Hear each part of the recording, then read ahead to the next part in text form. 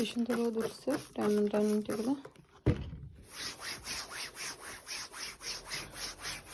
পড়ছে মাশাআল্লাহ। তবে হচ্ছে কয়েকটা পুঁই শাকের বিচি হচ্ছে আমি সেই সামারের শুরুতে লাগিয়েছিলাম, এতদিনে এগুলো আজকে এই কাচকি মাছ ভিজিয়েছি রান্নার জন্য। এগুলো কিন্তু পরিষ্কার করে না, ভালোই ময়লা আছে, সেটাই পরিষ্কার করছি। খেতে মজা কিন্তু পরিষ্কার করতে খুবই কষ্ট। আমার মাছ ধোয়া হয়ে গেছে। আর এই যে দেখো কি সুন্দর করে কুমড়া শাকের ডাঁটাগুলো কাটছি, কি দারুণ লাগছে না দেখতে। এই শাকটাকে ভাজি করবো।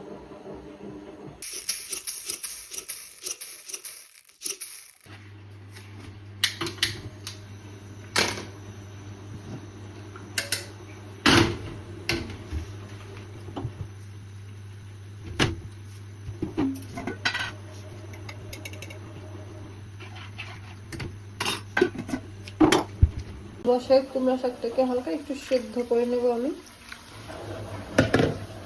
তারপর পানি দিয়ে দিচ্ছি সেদ্ধর জন্য।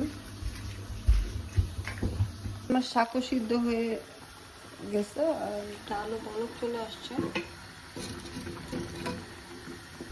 ডাল সিদ্ধ হওয়ার পর টমেটো দেবো, কারণ টমেটো একটু টক। আজকে আমি হচ্ছে এই কাচকি মাছটাকে আমার গাছ থেকে হচ্ছে ফ্রেশ বেগুন 3টা পেড়ে আনছি। এই যে দেখাই যে একদম ফ্রেশ পাড়া। পেঁয়াজ 3টা, বেগুন একদম কুচি কুচি করে ফোলে, একটা আলুও দিব, তারপর এটাকে চড়চড়ি করবো। আজকে আমি এই কাটাকাটিগুলো করে নিই আগে।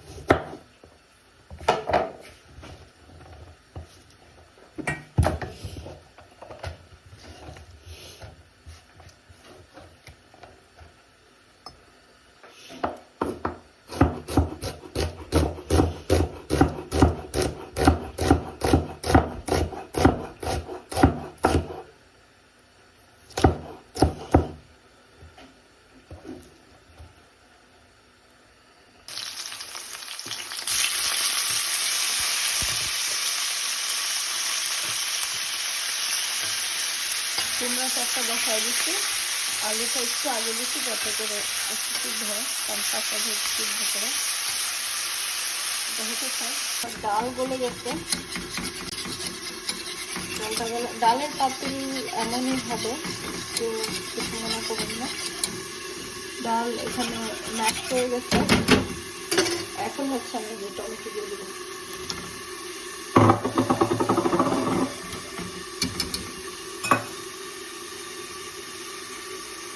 শাক ভাজি হয়ে গেছে, একদম পোড়া পোড়া করে ফেলছে আজকে।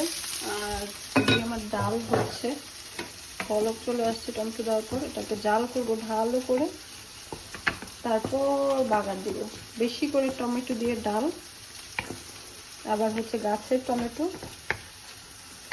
ডাল রান্না করলে কিন্তু পাতিলে এমন হয়, এটা আমার সুন্দর দৃষ্টিতে দেখবেন। এখন আমি চচ্চড়িটা বসাই দিব, ডালটা দিয়ে দিব প্রথমে চুলায়। এই যে আমার ডাল হয়ে গেছে, এখন শুধু বাগারটা দিয়ে দেবো। ধনেপাতা দিয়ে দিচ্ছি, ঘন রাখবো আমি, খুব বেশি পাতলা না। ডাল আমি বেশি পরিমাণে দিয়েছি, এটাকে এখন বাগার দিলে এবার ডাল রান্না। ডাল বসাই দিচ্ছি, তাহলে বাগার দিয়ে দেবো। এটাও কিন্তু একদম ঘন মাশাআল্লাহ সুন্দর একটা কালার আসছে টমেটো দেওয়াতে। ডালে বাগার দিয়ে দিচ্ছি, রান্না শেষ।